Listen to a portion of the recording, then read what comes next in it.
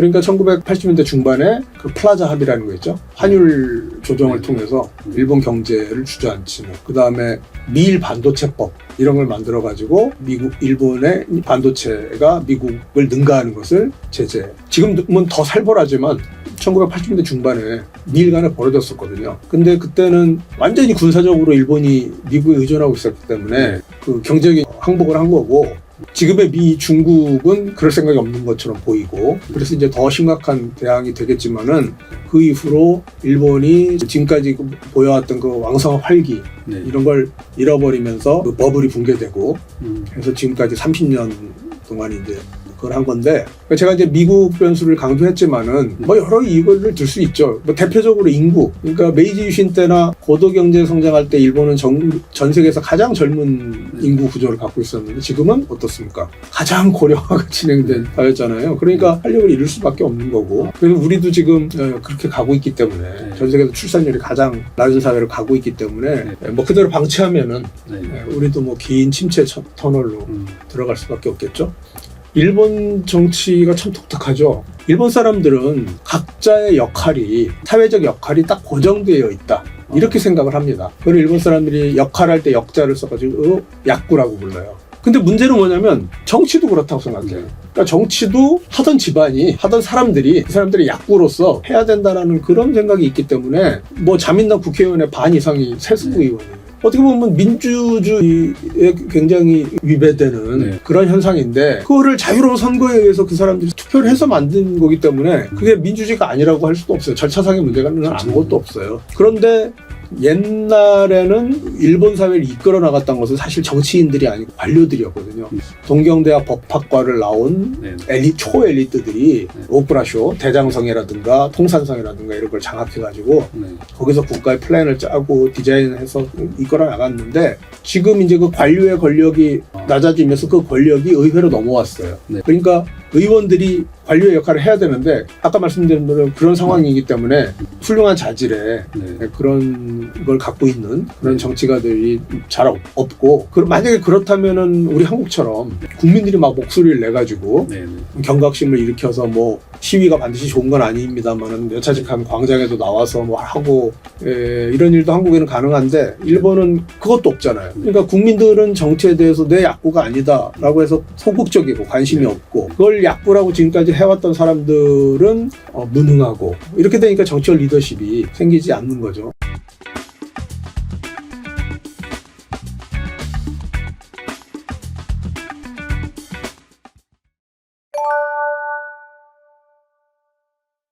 메이지 일본 때 이렇게 크게 성장을 했고, 뭐 1920년대까지도 뭐 국제주의를 기치로 세운 일본이었다고 저는 알고 있는데, 1930년대 군국주의로 가는데 이 메이지 일본과 1930년대 군국주의 일본이 어떻게 달랐는지 궁금하고요.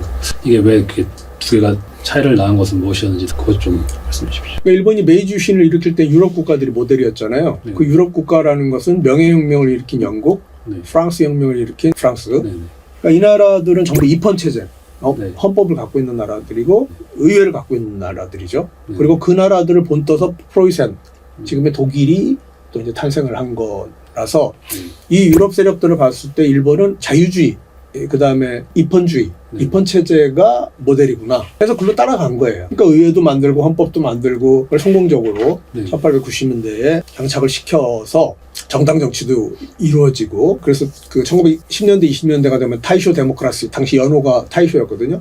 타이쇼 데모크라시라고 하는 리버럴한 그런 정치체제 관리에도 생기고, 그렇게 됐던 겁니다. 근데 문제는 뭐였냐면은 선진 국가들끼리 제국주의를 했잖아요. 그러니까 땅을 나눠 먹다가 그냥 자기들끼리 충돌이 발생한 겁니다. 그래서 유럽에서는 독일이 그 후발국으로서의 어떤 위기의식을 갖고 있었고요. 일본도 점점 커지면서 후발국으로서의 이제 위기의식을 갖게 됐는데, 자, 그럼 이 후발국들이 선발국들하고 싸우려면 어떻게 해야 되겠느냐? 거기에 아예 그냥 헤게모니에 고개를 숙이고 그냥 자유주의 체제를 유지했으면 별 문제가 없었겠지만, 저 헤게모니의 도전, 패권에 도전하기 위해서는 어떻게 해야 되겠느냐라고 했을 때, 기존의 자유주의 체제 가지고는 얘네들을 이겨낼 수가 없다. 더 총화 단결해서 자원을 집중하고 불필요한 비효율성 이런 것들을 제거하고 해야 된다라고 해서 독일의 나치즘, 이탈리아의 파시즘, 러시아의 커뮤니즘, 볼셰비즘, 일본의 군국주의, 이게 나타나게 된 거죠. 전 세계적인 차원으로 우리가 봐야 됩니다. 다음으로 넘어가서 네. 이번에 이제 현대랑 관련돼 있는데 네. 이 메이지 유신으로 근대화에 성공했던 그 일본과 전후에 미국을 위협할 정도로 되게 고도 성장을 했는데 일본이 그때 정말 잘 나갔는데 지금의 일본은 그때랑 비교한다면 그런 혁신적이거나 진취적인 모습이 잘 안 보이는 것 같은데요. 네. 교수님이 보시기에는 이유가 뭐라고 생각하시는지 궁금해요. 글쎄 역사적 시기에 따라서 어떤 민족이 전혀 다른 민족인 것처럼 행동하는 경우는 너무 많죠. 그 시기에 따라서 달라지는 건데 일본의 경우는 결국은 미국의 힘인데요. 네. 그때 일본이 후발 국가로서의 그 핸디캡을 벗어나기 위해서 그런 체제로 도전을 했을 때 결국은 태평양 전쟁이라는 걸 거치면서 미국이 군사적으로 찍어 누른 거죠. 그러니까 그 헤게모니를 인정하고 미국의 리버럴한 체제를 그대로 받아들이면서 전후 70년 동안 고도경제 성장을 했잖아요. 네. 근데 다시 1980년대 중반에 고도경제 성장하는 건 좋은데 일본이 미국의 통제 범위를 넘어서까지 커져버릴 가능성이 생긴 거예요. 그러니까 이번에 군사적인 건 아니고 경제적으로. 그러니까 1980년대 중반에 그 플라자 합의라는 거 있죠. 환율 조정을 통해서 일본 경제를 주저앉히는. 그 다음에 미일 반도체법 이런 걸 만들어가지고 일본의 반도체가 미국을 능가하는 것을 제재하는 거죠. 그러니까 지금 미중 패권 경쟁하고 비슷한 일이 지금은 더 살벌하지만 1980년대 중반에 미일 간에 벌어졌었거든요. 근데 그때는 완전히 군사적으로 일본이 미국에 의존하고 있었기 때문에 그 경제적인 양보를 굴욕적인 양보죠. 항복을 한 거고 지금의 중국은 그럴 생각이 없는 것처럼 보이고 그래서 이제 더 심각한 대항이 되겠지만은 그 이후로 일본이 지금까지 보여왔던 그 왕성한 활기 이런 걸 잃어버리면서 그 버블이 붕괴되고 그래서 지금까지 30년 동안 이제 그걸 한 건데 제가 이제 미국 변수를 강조했지만은 여러 이유를 들 수 있죠. 대표적으로 인구. 그러니까 메이지 유신 때나 고도 경제 성장할 때 일본은 전 세계에서 가장 젊은 인구 구조를 갖고 있었는데 지금은 어떻습니까? 가장 고령화가 진행된 사회잖아요. 그러니까 활력을 잃을 수밖에 없는 거고. 그래서 우리도 지금 그렇게 가고 있기 때문에 전 세계에서 출산율이 가장 낮은 사회로 가고 있기 때문에 그대로 방치하면은 우리도 긴 침체 터널로 들어갈 수밖에 없겠죠. 예전에 하신 말씀 중에서는 정치 약간 지배계층이 예전에는 메이지 같은 경우에 하급 사무라이들이 잘하는 거잖아요. 근데 지금은 현재 일본의 지도층이 일본 시민들을 옳은 길이랄까요? 좀 앞선 길로 이렇게 이끌어야 되는데 그 역할을 잘 못해주고 있는 것 같다 이렇게 말씀하신 걸 제가 본 것 같은데 이것도 여기에 좀 부합하는 답변이라고 생각합니다. 일본 정치가 참 독특하죠. 일본 사람들은 신분제는 지금 폐지가 됐는데 암암리에 그런 게 남아있어요. 그래서 각자의 역할이 사회적 역할이 딱 고정되어 있다. 이렇게 생각을 합니다. 그걸 일본 사람들이 역할할 때 역자를 써가지고 야쿠라고 불러요. 그래서 일본은 야쿠의 사회예요. 야쿠. 내가 스시 초밥을 만드는 집이다. 그럼 우리는 맛있는 초밥을 일본 제일로 맛있게 만들어가지고 그 초밥을 만들어서 맛있는 초밥을 손님들한테 대접하는 거, 접대하는 거. 그게 나의 사회적 야구예요. 그러니까 나도 그걸 할 뿐만 아니라 우리 아들도 그걸 해야 되고 해서 그 야구를 잃어버리면 안 돼요. 근데 문제는 뭐냐면 정치도 그렇다고 생각해요. 그러니까 정치도 하던 집안이 하던 사람들이 그 사람들의 야구로서 해야 된다라는 그런 생각이 있기 때문에 자민당 국회의원의 반 이상이 세수부 의원이에요. 여러분 우리나라 국회에서 세수부 의원이 절반이다 그러면 상상이 안 되는 일이잖아요. 어떻게 보면 민주주의에 굉장히 위배되는 그런 현상인데 그거를 자유로운 선거에 의해서 그 사람들이 투표를 해서 만든 거기 때문에 그게 민주주의가 아니라고 할 수도 없어요. 절차상의 문제는 아무것도 없어요. 그런데 옛날에는 일본 사회를 이끌어 나갔던 것은 사실 정치인들이 아니고 의원들이 아니고 관료들이었거든요. 동경대학 법학과를 나온 초엘리트들이 오쿠라쇼, 대장성이라든가 통산성이라든가 이런 걸 장악해가지고 거기서 국가의 플랜을 짜고 디자인해서 이끌어 나갔는데 지금 이제 그 관료의 권력이 낮아지면서 그 권력이 의회로 넘어왔어요. 그러니까 의원들이 관료의 역할을 해야 되는데 아까 말씀드린 대로 그런 상황이기 때문에 훌륭한 자질에 그런 걸 갖고 있는 그런 정치가들이 잘 없고 만약에 그렇다면은 우리 한국처럼 국민들이 막 목소리를 내가지고 경각심을 일으켜서 시위가 반드시 좋은 건 아닙니다만은 여차직한 광장에도 나와서 뭐 하고 이런 일도 한국에는 가능한데 일본은 그것도 없잖아요. 그러니까 국민들은 정치에 대해서 내 약구가 아니다라고 해서 소극적이고 관심이 없고 그걸 약구라고 지금까지 해왔던 사람들은 무능하고 이렇게 되니까 정치적 리더십이 생기지 않는 거죠. 그렇게 얘기할 수 있을 것 같습니다. 같은 맥락이긴 한데 최근에 이게 중국이 되게 급성장하는 것과 대비되게 일본이 사실 아시아의 맹주였는데 예전만 이렇게 못하면서 많은 분들이 막 일본 별 볼 일 없으니까 알 필요 없다 이런 식의 인식도 뭐 사실 최근까지 되게 확산됐었는데 근데 뭐 교수님도 예전에 칼럼을 통해 말씀하셨지만 그럼에도 한국은 절대 일본을 절대 경시해서는 안 된다 이렇게 강조를 하셨거든요. 그 한국이 일본을 절대 경시해서 안 되는 그 이유를 좀 말씀해 주십시오. 요즘 유튜브 같은 데 보면 네네. 일본의 몰락 뭐 이런 제목하에 멀쩡한 지식인들이 나와서 그런 얘기를 하는데 굉장히 위험한 생각이라고 봅니다. 제가 어디서 얘기했는데 한국은 지구상에서 일본을 경시하는 맨 마지막 나라가 되어야 한다. 그런 말 한 적이 있는데 네네. 지금 미국도 유럽도 중국도 일본을 경시하는 나라는 없잖아요. 네, 그렇죠. 근데 왜 한국이 맨 먼저 앞장서서 네. 그러는지 그 배후에는 뭐가 있느냐면요. 콤플렉스가 있어요. 일본에 대한 콤플렉스. 피해의식. 그게 있거든요. 그래서 유심히 보시면 일본에 몰락 운운하면서 일본을 경시하는 사람이 동시에 일본이 자칫하면 다시 한국의 팽창 야욕을 불태워서 한국에 다시 뭐 들어올 수가 있다는 둥, 한국을 침략할 수가 있다는 둥, 뭐 이런 말을 동시에 해요. 그건 뭐냐면은 아니 일본이 몰락한다고 그러더니 그런 몰락한 힘없는 일본이 어떻게 군대를 이끌고 다시 한국을 와서 어떻게 무슨 짓을 한국에서 할 수 있겠습니까?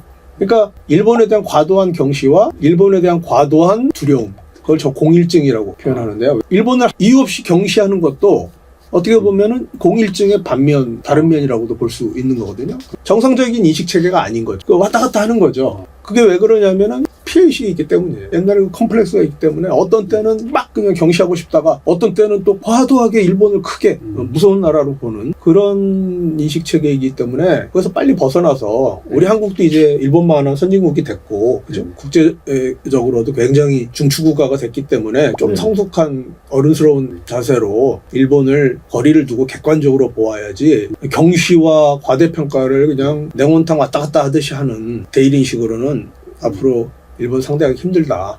좀 깊이 생각해 주셨으면 좋겠습니다. 그 부분은. 그게 비슷한 맥락이긴 한데 그 보통 전후 일본과 전전 일본이 아주 다르다고 이렇게 배우는데 많은 한국인들이 여전히 일본을 믿기 어려운 나라로 보는 게 뭐 이게 과거사에 대해서 깨끗이 해결을 못하고 완성을 안 하고 또 미국의 존재로 민주주의로 억제되고 있는데 과거의 침략 역사가 있기 때문에 얘네가 또 한번 팽창 야욕을 드러낼지 모른다 이렇게 주장하시는 분들이 있거든요. 이거에 대해서 뭐 어떻게 보시는지 좀 궁금합니다. 그러니까 우리가 경계는 해야죠. 네. 그렇기 때문에 앞으로 장기적으로 우리한테 어떤 영향을 미칠까 하는 것은 누구나 다 경계를 해야 되지만 그리고 뭐 미국도 경계하고 다 해야죠.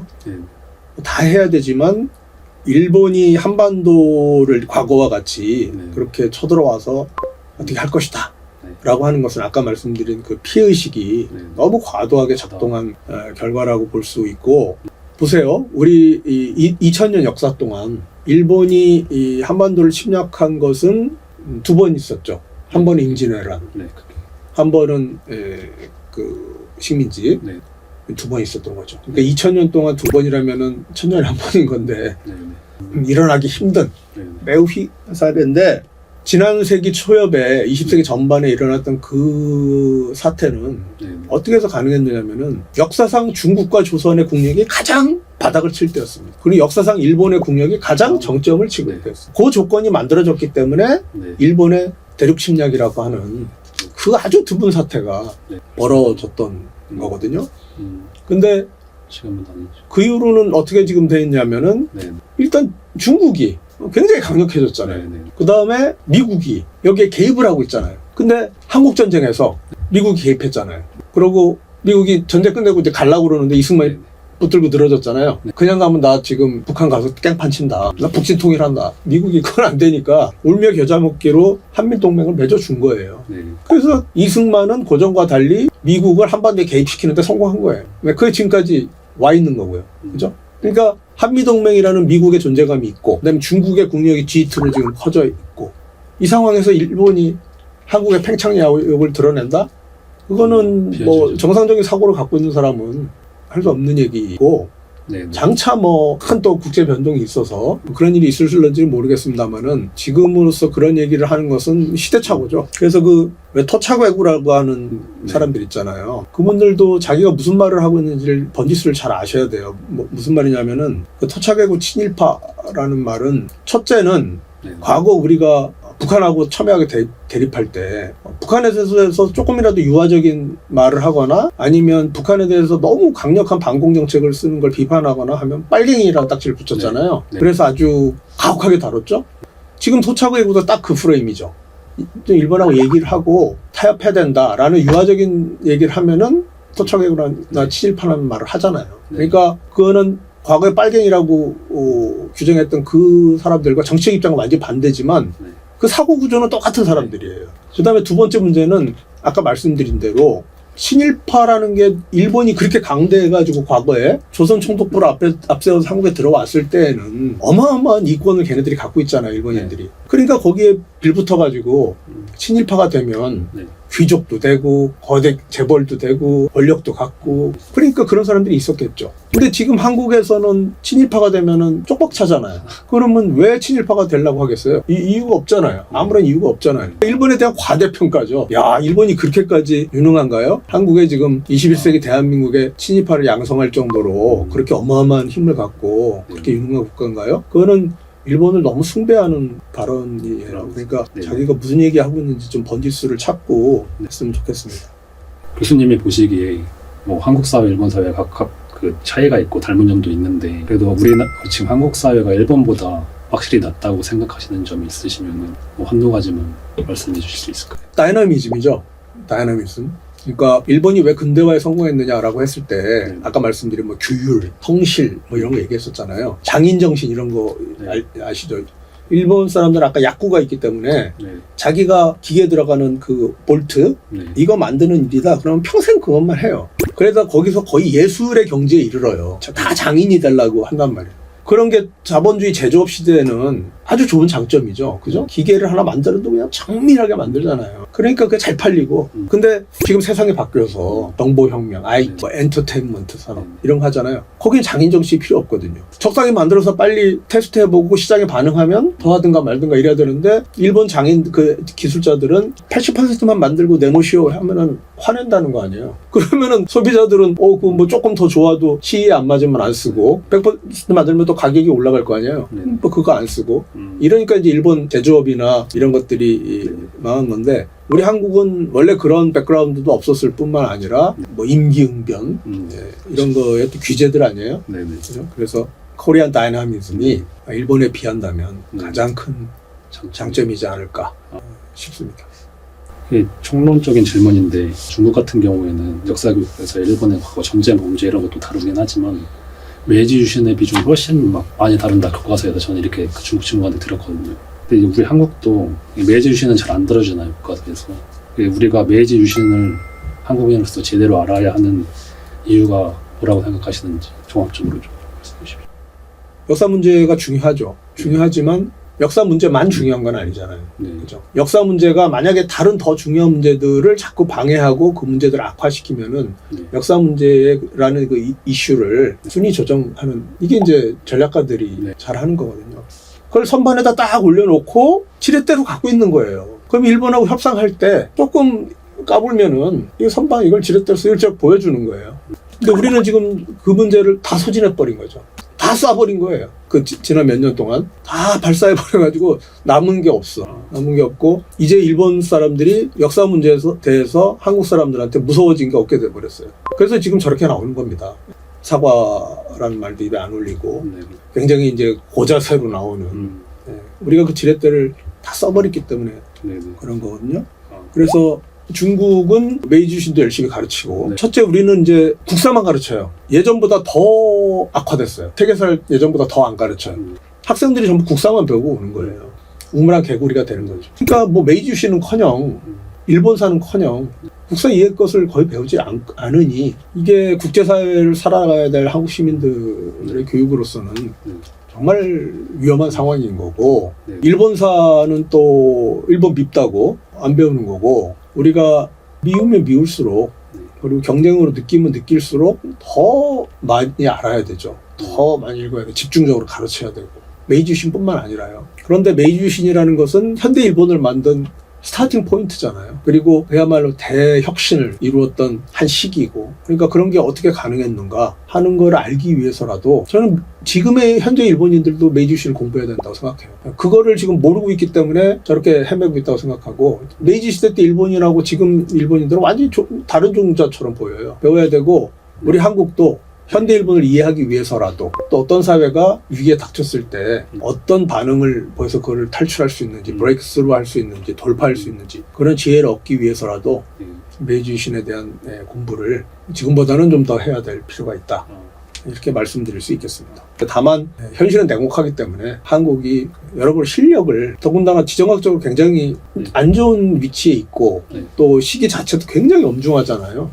그야말로 뭐 우리가 설마 하겠지만 어떻게 보면 전쟁까지도 가능한 그런 상태이기 때문에 그거를 뭐 막을 수 있는 것은 자강밖에 없습니다. 자기 실력을 기르는 것밖에 없고 그걸 지금까지 대한민국은 잘 해왔는데 지금 이제 큰 기로에 서 있으니 메이주신뿐만 아니라 여러 역사적 사례들을 진지하게 공부하면서 이 위기를 잘 돌파해서 현재까지 이루는 이 성취들을 잘 보존 발전시켜야 되겠다. 뭐 이런 생각을 합니다. 되게 좋은 말씀 많이 해주셔서 그 일본의 역사를 통해서 오늘 일본이라는 나라에 대해서 균형 잡힌 이해를 돕는 시간이 됐으리라고 믿습니다. 우리와 적용될 수도 뭐 친구가 될 수도 있는 이 난감한 이웃이 사실 일본인데 오늘 이 박훈 교수님의 말씀을 통해서 이해도가 깊어지셨을 거라고 생각합니다. 다음 시간에 또 확실한 전문가분 모시고 찾아뵐 수 있도록 하겠습니다. 감사합니다. 네, 감사합니다.